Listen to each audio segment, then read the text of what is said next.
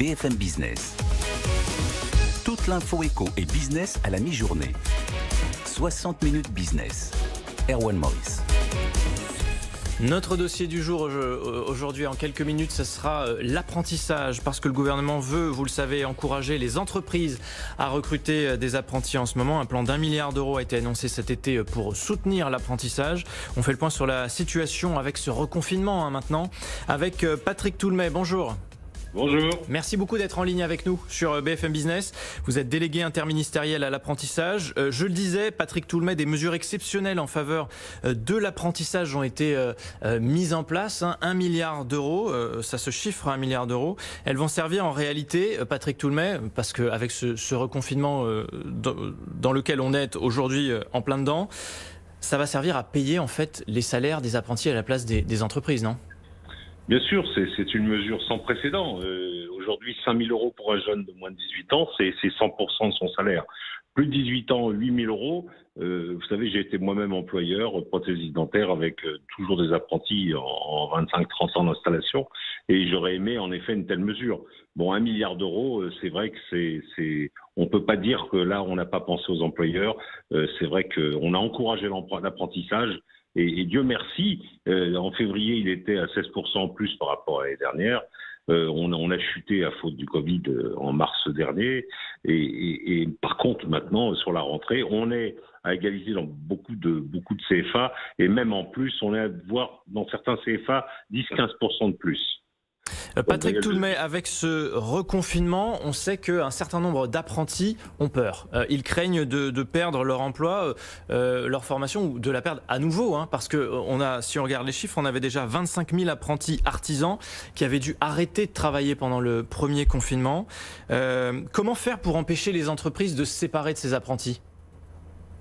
Écoutez, je crois que de toute façon, en tant que maître d'apprentissage, ils doivent quand même bien sûr respecter les mesures barrières. Mais écoutez, je comprends la prudence. Moi-même, je suis en télétravail, donc je comprends qu'il faille faire très attention. Maintenant, j'ai pas plus de rupture pour l'instant. J'ai pas entendu de rupture particulièrement. Il y a 45 jours pour mettre fin à un contrat d'apprentissage sans préavis. Est-ce que là-dessus aussi, il serait possible peut-être de réduire pour éviter que trop d'apprentis se retrouvent sans formation ? Ma ministre Borne, justement, on regarde ça bien sûr de très très près. Moi, je ne comprendrais pas qu'un employeur fasse une rupture de contrat pour le sujet Covid. Non, moi, je ne comprendrais pas. Maintenant, il est possible que ça arrive par endroits. Mais bon, on a une mauvaise période à passer. Il est vrai qu'on est inquiet, tout le monde est inquiet. Moi, on tient tous à sa santé, bien sûr. Mais en tout cas, je pense pas que ça empêche de tourner. Au dernier confinement, on n'a pas eu plus de rupture de contrat que ça, si ce n'est que on n'a pas eu de promotion de l'apprentissage. On n'a pas pu faire de pub sur l'apprentissage, pas présenter nos métiers. Ça, c'est vrai. Donc, on a eu la grosse inquiétude. Mais cette mesure financière, moi, sincèrement, pour l'instant, je n'ai pas des chiffres défavorables.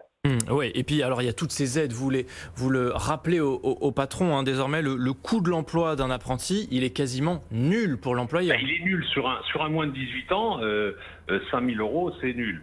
En gros, pour les plus de 18 ans, 8 000 euros, c'est en gros 80% de la formation. C'est du jamais vu. C'est du jamais vu. C'est vrai que c'est un emploi quand même. Moi, je dis toujours qu'un apprenti est un salarié. Il est salarié, il a un contrat de travail. Mais pour moi, dans mon laboratoire de prothèse, j'ai toujours que mon apprenti était le salarié le plus rentable, parce que c'est vrai que ça coûte rien, surtout que là, financé complètement, et y compris dans les grosses entreprises, au-delà de 250 salariés, en imposant par contre d'en faire 5% d'apprentis. Donc ils ont les mêmes mesures au-delà de 250 salariés, et tant mieux. Tant mieux, parce qu'on se rend compte justement que l'apprentissage dans les grandes entreprises a pris très fort là. Vous nous donniez ce chiffre, Patrick Toulmay, de 16%, plus 16%, c'est le... En février dernier, on était à plus 16. Voilà, c'est ça. Par rapport à la rentrée d'avant.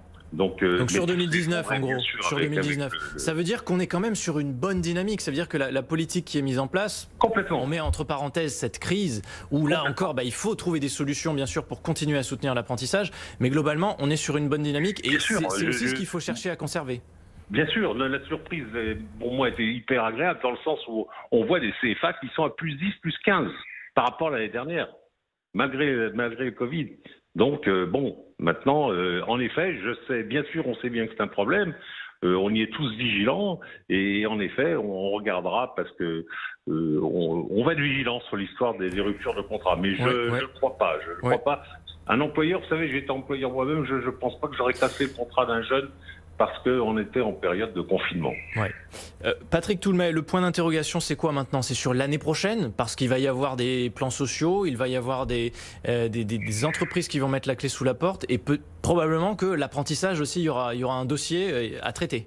Vigilant à la rentrée, dès la rentrée janvier-février, après ce confinement, voir un peu, faire bien sûr l'état des lieux, mais franchement, je suis confiant. Mais bon, eh bien, on sera vigilant. Et de toute façon, comme a dit le président, ce ne sera pas une génération sacrifiée. Ce sera toujours, on pensera toujours un jeune, une solution. Il est certain qu'on y fera très très attention. D'un mot pour terminer avec vous, Patrick Toulmay, comment est-ce qu'on maintient les jeunes dans l'emploi à l'issue de l'apprentissage? Parce que ça va aussi être un dossier majeur. Il va falloir continuer à les aider pour se maintenir dans l'emploi et convaincre les patrons de les garder à l'issue de leur formation? Souvent dans les entreprises, on garde nos apprentis parce que on les a formés à notre façon de travailler. On s'entend bien avec le jeune qui a passé des fois un an. Oui, mais en ce moment, les apprentis, ils coûtent rien pour les employeurs. Une fois qu'ils auront fini leur formation, si l'employeur veut les conserver, il va falloir les payer. Il va falloir les payer, bien sûr, ce sera un salarié normal. Mais bon, on n'a rien sans rien. Je veux dire qu'à partir du moment où vous avez besoin d'un jeune, eh bien, faut le payer. J'ai toujours été pour payer les jeunes et bien, il faudra en effet être très vigilant après la sortie de formation, à les aider, ces jeunes, à pas les laisser sur le côté. C'est clair. Merci beaucoup Patrick Toulmay d'avoir accepté notre invitation sur BFM Business, délégué interministériel à l'apprentissage.